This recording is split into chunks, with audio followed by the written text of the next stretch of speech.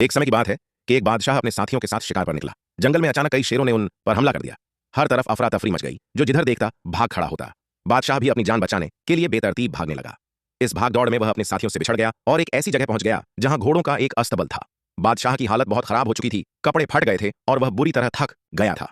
अस्तबल के मालिक ने जब उसे इस हालत में देखा तो हैरान होकर पूछा, तुम कौन हो और यहाँ क्या कर रहे हो? बादशाह ने सच्चाई बताते हुए कहा, मैं अपने साथियों से बिछड़ गया हूँ और मदद का मोहताज हूँ। अस्तबल के मालिक ने उस अजनबी की मदद की, उसे खाना खिलाया, कपड़े दिए और आराम करने की जगह दी। कुछ दिनों बाद बादशाह के सिपाही उसे ढूंढते हुए वहां पहुंच गए। बादशाह ने जाने से पहले अस्तबल के मालिक का शुक्रिया अदा किया और कहा, तुमने मेरी बहुत मदद की। अगर कभी किसी चीज की जरूरत हो तो बेझिझक मेरे पास आ जाना। यह मेरी अंगूठी रख लो, यह दरबार में मेरी पहचान होगी। अस्तबल के मालिक ने विनम्रता से जवाब दिया, बादशाह सलामत, मैंने यह सब सिर्फ अल्लाह की रजा के लिए किया।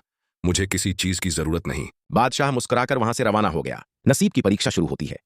कुछ समय बाद अस्तबल के मालिक पर मुसीबतों का पहाड़ टूट पड़ा। एक गंभीर बीमारी के कारण उसके सारे घोड़े मर गए। जो कभी खुशहाल जीवन जी रहा था, अब भूखों मरने की नौबत आ गई। खाने के लिए कुछ भी नहीं बचा। मजबूरी में उसे बादशाह की दी हुई अंगूठी याद आई और उसने फैसला किया कि दरबार जाकर बादशाह से मदद मांगेगा। वह अपनी पत्नी और बच्चों के साथ बादशाह के दरबार पहुंचा और अपनी पूरी कहानी सुनाई। बादशाह ने सब कुछ ध्यान से सुना। फिर अचानक सिपाहियों को हुक्म दिया, इन सबको कैद में डाल दो। सिपाहियों ने तुरंत हुक्म का पालन किया और अस्तबल के मालिक और उसके परिवार को जेल में डाल दिया। वह हैरान और परेशान था।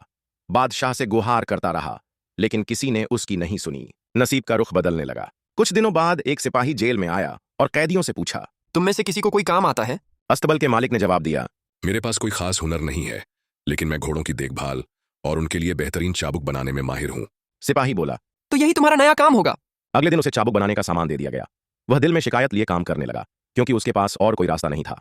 कई दिन बीत गए और एक दिन बादशाह ने उसे दरबार में बुलवाया। अस्तबल के मालिक ने आते ही गुस्से में कहा, बादशाह सलामत, मैंने आपकी निस्वार्थ मदद की थी, लेकिन आपने मेरे और मेरे परिवार के साथ यह क्या अन्याय किया? बादशाह मुस्कुराकर बोला, तुम बिल्कुल सही कह रहे हो, लेकिन इसके पीछे एक बड़ा राज था। अस्तबल के मालिक ने हैरानी से पूछा, वो क्या राज है? बादशाह ने स्पष्ट किया, जब तुम मेरे पास मदद मांगने आए तुम्हारी किस्मत बुरे दौर से गुजर रही थी। अगर उस वक्त मैंने तुम्हें कुछ दिया होता तो वह व्यर्थ चला जाता।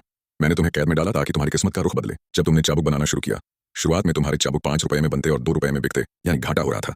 जैसे जैसे वक्त गुजरा तुम्हारे बनाए चाबुक 10 रुपए में बिकने लगे। अब तुम्हारी किस्मत सुधर चुकी है। अब अगर मैं तुम्हें कुछ दूं तो वह तुम्हारे लिए लाभकारी होगा। अस्तबल के मालिक ने यह सुना तो वह बादशाह की समझदारी पर चकित रह गया।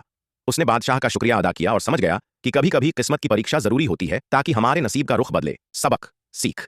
यह कहानी हमें सिखाती है कि हर मुश्किल वक्त अस्थायी होता है और कई बार परीक्षाएं हमारी किस्मत को नया मोड़ देने के लिए आती है। हमें धैर्य और मेहनत के साथ काम लेना चाहिए, क्योंकि सही समय पर उसका फल जरूर मिलता है। Like and subscribe for more.